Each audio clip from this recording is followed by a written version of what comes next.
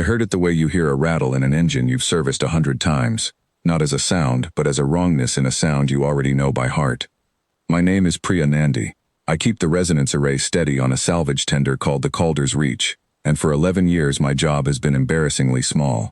Twice a cycle we run a hull calibration pass near Corvain Deep, an ore refinery platform out past the traffic lanes, because our contract with the shipping consortium requires an independent stability reading on any structure that broadcasts an ambient work tone near a transit corridor. The tone itself is nothing. A low, layered hum the platform pipes out to keep its slurry pumps in sync, the kind of industrial noise nobody listens to on purpose. I ran my scans, logged my numbers, and never once thought about who or what was making that hum. Then, on the 11th year, the numbers didn't match. It wasn't dramatic. A 0.5% phase drift in the third harmonic, well inside tolerance, the kind of thing an automated system would wave through without blinking. But I'd logged that same tone 212 times, and I knew its shape the way you know a voice on the phone. This wasn't drift.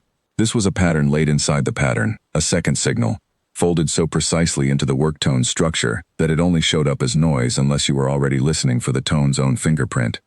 I spent 4 days on it in my off hours before I told anyone, because I was certain I was wrong. Resonance work makes you paranoid that way. Years of tuning your ear to one instrument until you start hearing melodies in the hull plating. I ran the anomaly against every archived pass I had, all 212 of them, then asked our navigator, Oduya, to listen blind without telling her what she was listening for. She heard it inside 40 seconds. I wasn't wrong. Underneath 11 years of ambient industrial hum, someone had been layering a repeating harmonic sequence. Not random, not mechanical, musical. A phrase, maybe 9 seconds long, repeated with small deliberate variations, like a hand that keeps trying different words for the same thing, because the first ones didn't get through. It wasn't loud enough to be a beacon, and it wasn't hidden well enough to be an accident. It sat in the narrow, deliberate space between the two, exactly where someone would put a thing they needed found but couldn't afford to have noticed by whoever built the transmitter it was riding on. I took it to Captain Ibarra with my hands shaking, because I already knew what she was going to say. Corvain Deep flew a registered salvage labor charter, a loophole old enough to predate most of the regulations that would have closed it, letting a company claim shipwreck survivors as indentured recovery crew against the cost of their own rescue. It was legal, technically. Nobody had ever proven otherwise, because nobody had ever needed to. She told me exactly that, and then she asked to hear the sequence. I played her 4 days of it, cleaned up and slowed down, stripped of the industrial noise built to hide it. It didn't sound like a distress call. It sounded like singing. Layered, deliberate, patient singing, the kind of thing you'd compose if you had 11 years and nothing else to give it. Somebody's been doing this the whole time, she said, not a question. We didn't have jurisdiction.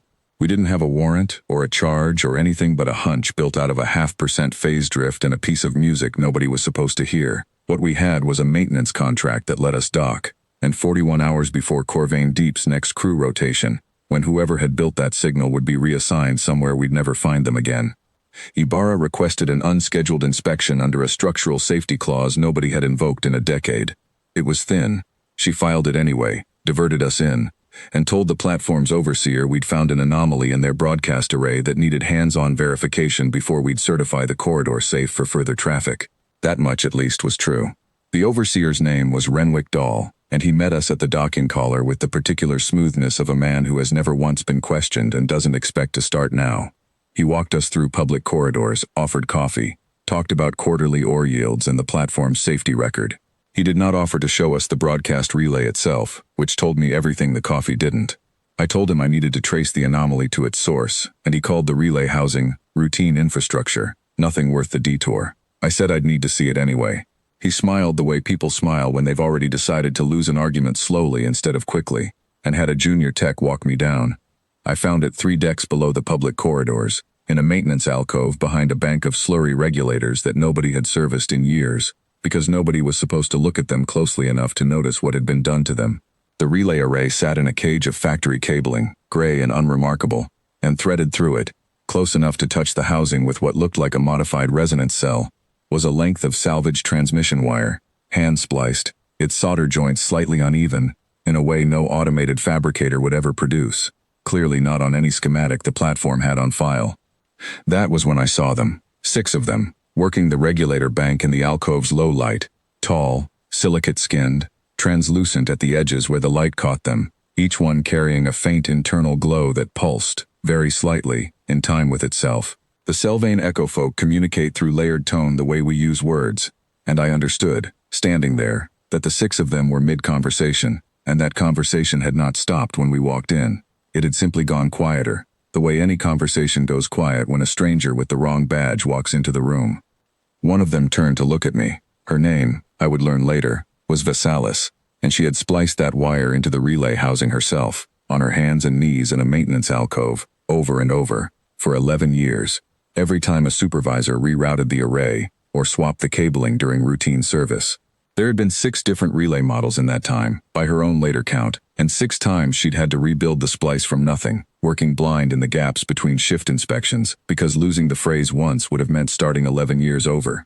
Each time she rebuilt it from memory, note by note, small enough to ride under the noise floor, patient enough to survive a decade of nobody hearing it. She had never known if anyone was listening. She had done it anyway, because it was the one part of her that Dahl's inventory sheets had never managed to claim. I didn't have words that would translate cleanly, so I did the only thing that made sense. I matched the tone back to her, 3 notes of the phrase I'd spent 4 days memorizing, played through my suit's external speaker. Badly, off-key, human. Her glow brightened, all at once, the way a held breath lets go. Captain Ibarra called it in from the alcove doorway before I'd even finished the phrase. Not a request this time, a declaration, backed by every hour of recorded phase drift data I'd logged and cross-referenced against the platform's own maintenance history, which showed, plainly, that no automated system had built that splice. A person had, repeatedly, for 11 years. That was enough to convert a thin structural safety inspection into a full labor charter review, and it happened fast enough that Dahl didn't have time to do anything but stand very still and watch his coffee go cold.